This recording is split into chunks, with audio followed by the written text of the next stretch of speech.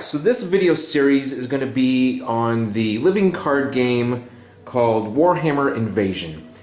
It is discontinued, but there is a lot of stuff out there for it. So, to get started, I'm just using the base set for this first game.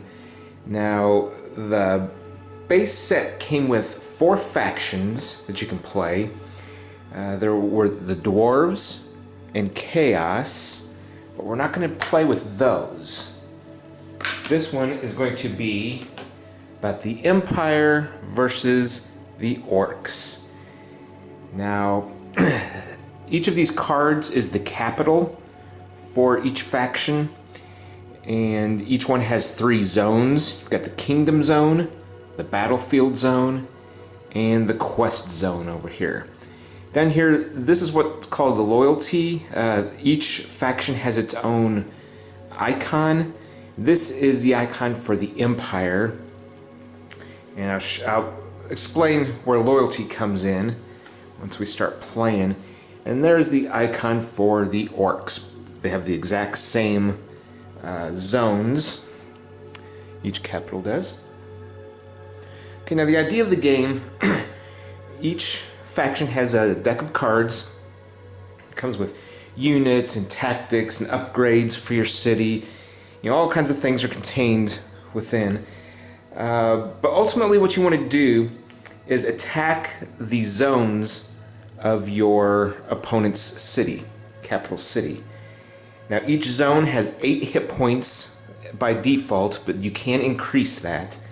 So what you want to do is when you attack certain zones, you'll be doing damage, indicated by these damage tokens. And once you reach the zone's hit point limit, then you replace all the damage markers with a burning token. That means that zone is burning. Now the way you win is to get any 2 of the 3 zones burning of your opponent. So in this case, the Orcs would win. The other way to win the game is to drive your opponent out of cards so they cannot draw. If that happens, then if your opponent runs out of cards, then you win. So the only other token in the game are these like barrels. I guess that's what they are. These are the resource tokens. So each turn you're going to earn a certain number of resources, and those are used to buy your different cards. So let's go ahead and take a look just real quick. These are the Empire cards. Again, they've got the Empire icon on them, and they're this bluish color, same as the capital card. And the Orc cards are green, and they have the Orc icon. Now there are the base set comes with 40 different faction cards, faction-specific cards for each faction. And then there's a bunch of neutral cards, which have no icon, and they're gray. So what you do is you take all the neutral cards, and you just deal 10 random ones to each faction deck to give a total of 50 cards. 40 for the faction cards and 10 neutral. Okay, so to begin the game, you start by drawing a hand of 5 cards, and we'll do that for both factions. 3, 4, 5. Actually, you draw 7 cards. So we'll go back and draw 2 more for the Empire. Okay. Alright. So we've got the Empire deck and the Orc deck. Now you can determine who goes first however you want, but in the case of this game, we're going to just let the Empire go first. Okay, so there are several different card types. Let's go ahead and organize these a little bit. Make it a little easier to explain. Alright.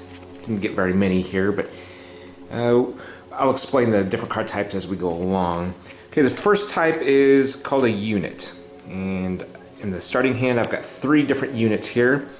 We've got the Huntsman, the Bright Wizard Apprentice, and the Pistoliers. Now each card has a cost. Up in the left corner you'll see a number. That's how many resources it costs. There's a secondary cost called the Loyalty.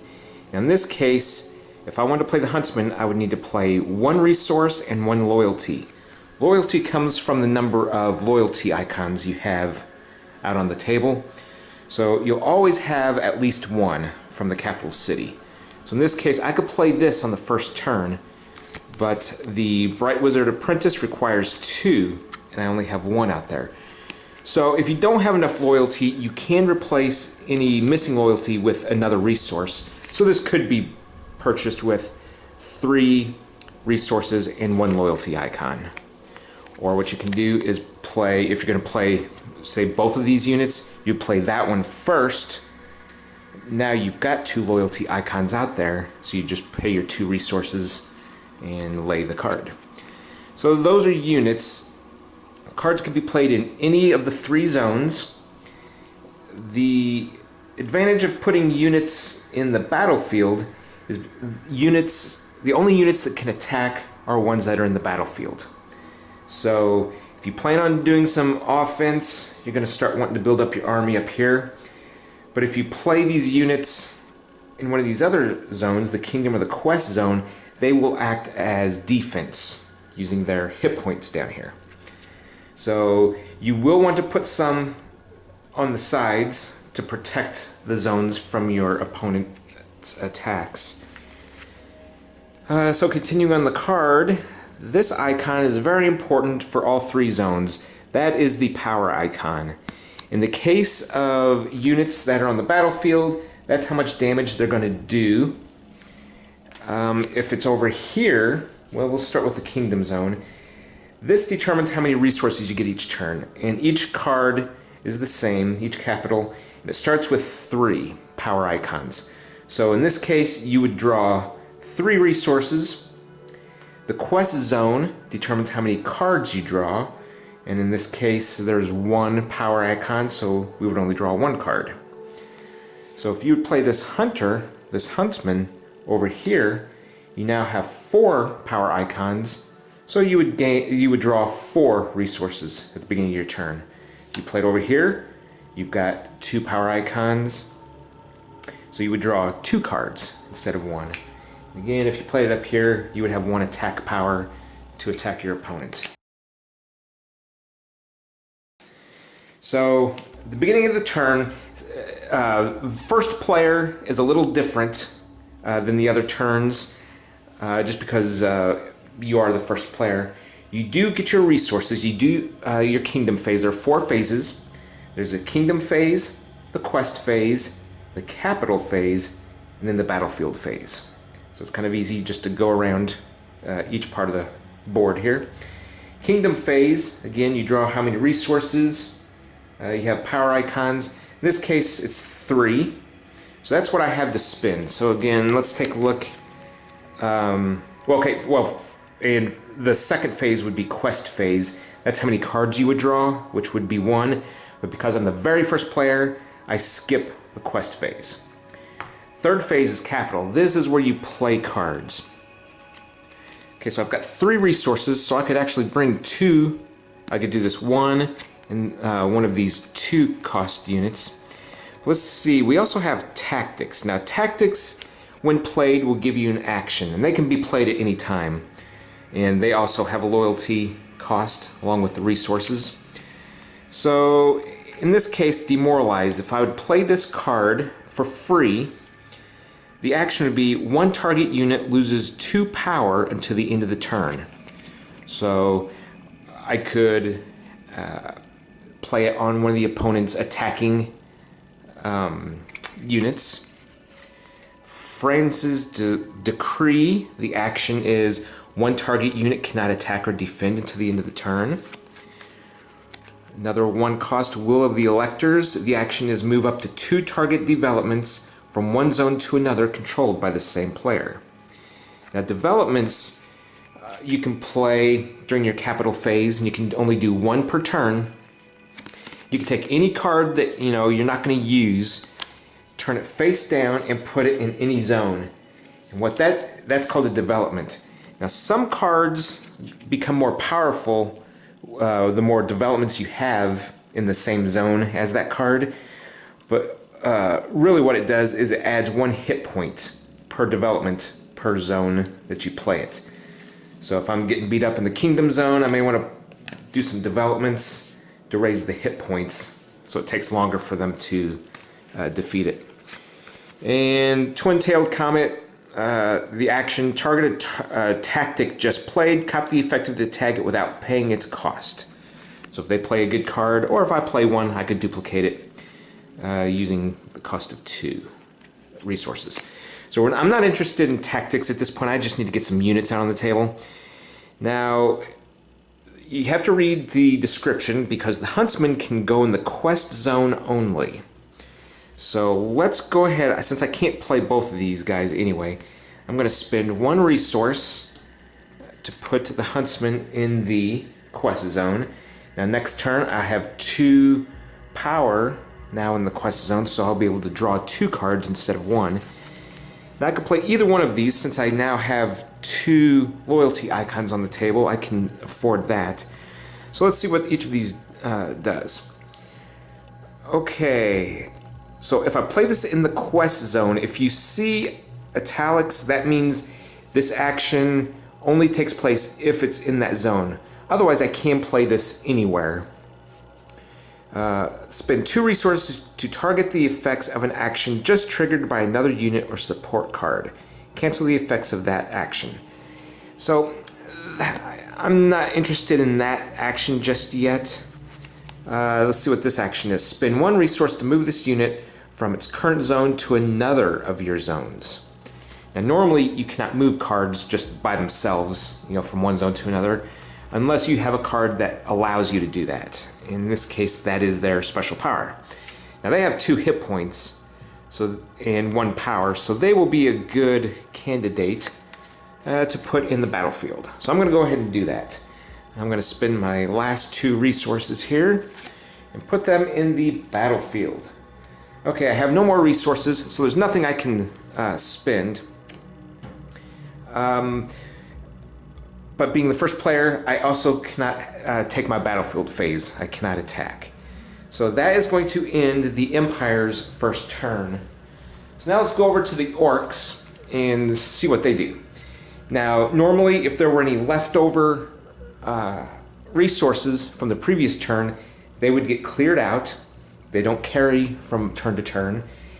It's a fresh start and 3 power, so they get 3 resources to spend this turn. So now they get the full turn now. It's just the first player on the first turn has to skip the quest and battlefield phases. So the quest phase is to draw cards. There's 1 power icon. So let's see what we have. We got the Choppa, which is an attachment. It's a weapon that attaches to a target unit in your battlefield. The attached unit gains 2 power. So that is a good card. I like when I get it. So let's go ahead and organize these as I did the Empire hand. Okay. So we have unit cards. We have tactic cards. And this new kind, a support card. Now support cards can come in the form of these weapons which attach to other units, or they can be buildings that you can build in different zones which will give different benefits. We'll see some of those as the game goes on. But for this turn we have 3 resources to spend, and I want to get some units out. Now this is a 0 cost tactic. Lower the cost of the next unit you play this turn by 1. That unit comes into play with 1 damage on it. Alright, so we're not interested in that just yet. Now, let's take a look at the 2 units we have to choose from. Followers of Mork. This is a shaman, 1 power with 2 hit points. So, real similar to the Pistoliers that the Empire played. So, forced means you have no choice. You have to do this. After this unit enters play, each player takes 2 indirect damage. The players get to allocate their own damage. So that means you can put it anywhere. Each player gets to choose where to put that damage. Now we do have 3 resources, but this requires 3 loyalty, and there's no way we can't even replace any loyalty with resources because we only have 3. So this turn we can only play the followers of Mork. So what I'm going to do, I'm going to go ahead and play this card. I'm going to put this in the battlefield, and because of its action, each player now has to put 2 damage out. So I'm going to put them both here for the Orcs, because the battlefield zone is probably the hardest one to attack directly, because as long as there's a unit in any zone, you have to defeat that unit before you can attack the capital itself. So there's usually a bunch of units in the battlefield, so I think it's safe putting those there. Now I'm going to have to come up with a different tactic for the Empire. What they're going to do is going to spread it out. They'll put 1 there, and because they've got a defender here, they're going to put the other damage here, because it's here, because it's tougher to hit. They've got defense over here. So this is probably going to be the first target for a turn or 2. Alright, so we've got that. We have 1 extra resource. So let's see what we have. Okay, we can lower the cost. We don't need that. The favor of Mork. Now for the cost of 1 and 2 loyalty, which we now have out on the table, 1 target unit loses 1 power, and another target unit gains 1 power until the end of the turn. We have 2 of those. And okay, let's put that there. Now this is a good one. Each attacking unit gains 2 power until the end of the turn. So that's going to come in handy later in the game when we've got 3 or 4 units attacking. And then we've got the Choppa, which costs 1. So I'm going to go ahead and play this Choppa. We can afford it with our resources. It takes 2 loyalty, 1, 2, and I'm going to attach it to the followers of Mork. We'll just do it like that. So now this has 1, 2, 3 power. Okay, so that was the capital phase. Now it's the battlefield phase. This is where you can declare battles. And the Orcs are definitely going to declare a battle. So you have to look at which zone you want to attack. In this case, they've got a defender here that has 1 hit point. Defender there with 2 hit points. No defenders at all in the kingdom zone. So that's where we're going to attack. So the first step of combat is to announce the zone you are attacking. So I'm going to attack the kingdom zone. The second step is to declare your attackers.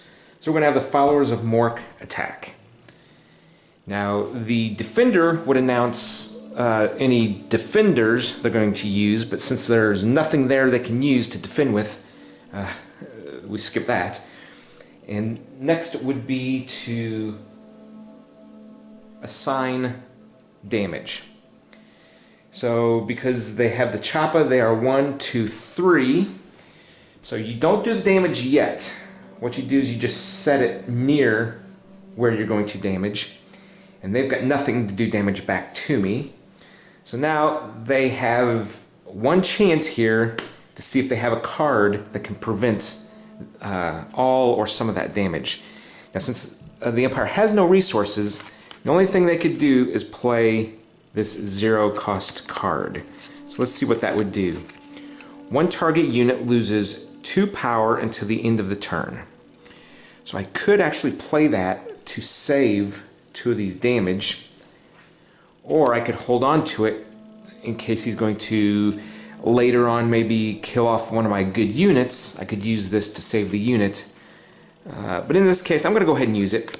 0 cost. So I'm going to use Demoralize. We'll just do the discard pile there. That will eliminate basically the Choppa damage there. And that's all I can do. There's nothing else. So the 1 damage makes it through to the Kingdom Zone. Alright, and that is the end of the orc turn. So let's go through one more turn for this video. One more round. Okay, we go back to the Empire. And we start, okay, if there were any resources, it would be cleared out, but they didn't have any left over from last turn. So let's go ahead and draw 3 resources to use. Okay. Now how many power do we have? 1, 2 this turn. So we draw 2 cards. Oops, just 2. Okay, so we've got a couple more support cards here. This one is the Church of Sigmar. And if it's played in the Kingdom Zone, opponents cannot target your units with card effects unless they pay an additional 1 resource per effect. And for 4, which we cannot afford at this point, a Temple of Shalia. If played in the Kingdom Zone, at the beginning of your Kingdom phase, you may move one of your units from its current zone to one of your other zones. But this has 2 power. So depending on where you play these, probably in the Kingdom Zone to gain the effects there, it would add to the power pool for that zone. So let's see, let's put the supports in the back. All right, you know what, let's go ahead and play this Church of Sigmar. And I'll play in the Kingdom Zone. Opponents cannot target your units with card effects unless they pay an additional 1 resource. I like that. So it's going to cost 2 resources. Pay that. 2 loyalty. 1, 2. We actually have 3. And it's a building that's going up in the Kingdom Zone.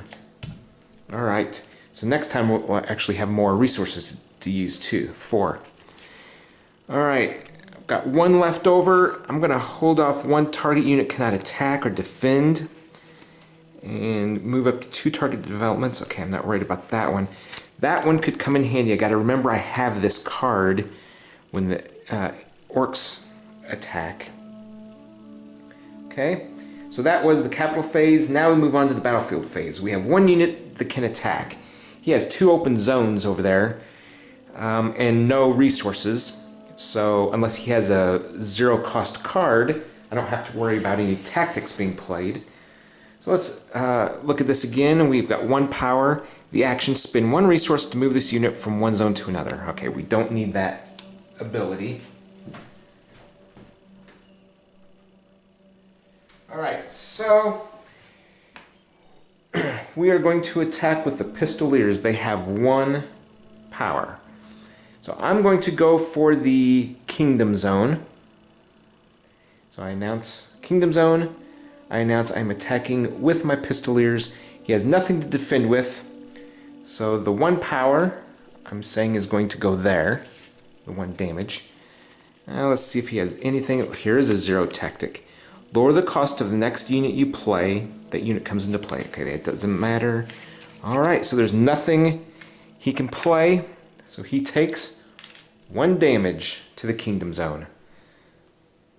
Okay, so that's going to end the Empire turn.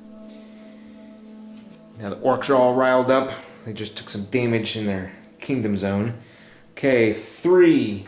So we've got 3 resources to spend. Quest Zone 1, so we draw 1 card. Wheeze Biga, it's a tactic. Lower the cost of the next unit you play this turn by 1. So that's good. That's the same as the other one I've got. Okay, so this unit requires 3 loyalty, and we do have 3 loyalty out. This is a hero. You can only have 1 hero per zone. During your capital phase, you may spend damage on this unit as though it were resources. Okay, so this is a great defender. He's got 3 hit points and only 1 power. So he wouldn't add a whole lot up here to attack, but we do need to build up some defense here. So we're going to spend our 3 resources. And again, 3 loyalty. 1, 2, 3. We're going to bring out Urguk. He's going to be placed in the Kingdom Zone. We need some defense going on here. Okay, so I've got nothing else to spend. What I was just thinking is I could have used one of these cards for free, and he could have come out for 2 resources, but then he would have 1 damage on it. He'd only have 2 hit points left. And since his main purpose is to defend, we're going to leave him at 3 hit points. Okay, so that was the capital phase, and finally we are at the battlefield phase. So again, they have defense in the battlefield and in the quest phase. The only open one right now is the kingdom phase. So we are going to attack the kingdom phase. The kingdom zone with the followers of Mork using the Choppa. So that's going to be 3 damage. And we don't put it on the zone, we put it next to it. That's where we intend to do the damage. So now the Empire has a chance to see what they can do to limit or prevent that. 1 target unit cannot attack or defend until the end of the turn. Move up to 2 target developments, okay. So we've only got the 1 resource to spend. Opponents cannot target your units with card effects. Okay, so they're not using any card effects. And we've got no other abilities. Well, we could spend 1 resource to move the Pistoliers from the battlefield to here. Now it's going to be doing 3 damage, so that would actually kill the Pistoliers. So we're not going to do that. We need that. So in this case, 1 target unit cannot attack or defend. You know what? I'm going to, until I can get some defense there, hopefully the next turn, we're planning on that. We're planning on putting some defense out. So I'm going to go ahead and spend the last resource. 1 loyalty, no problem. 1 target unit cannot attack or defend. We're going to say it's the followers of Mork over there. So that eliminates that attack. Okay, so now the Orcs are even madder because we were able to stave off their offensive movements. Alright, so anyway, so that's a quick tutorial and the first couple of rounds of the game. Come back for the next video and we'll see how this develops. As of now, they both have the same amount of damage in their capital. The Empire is spread out a little, it's spread out even, but the Orcs, I don't know, they've got a good strategy going on there too. So come back next video and see what happens. Thanks for watching. Bye.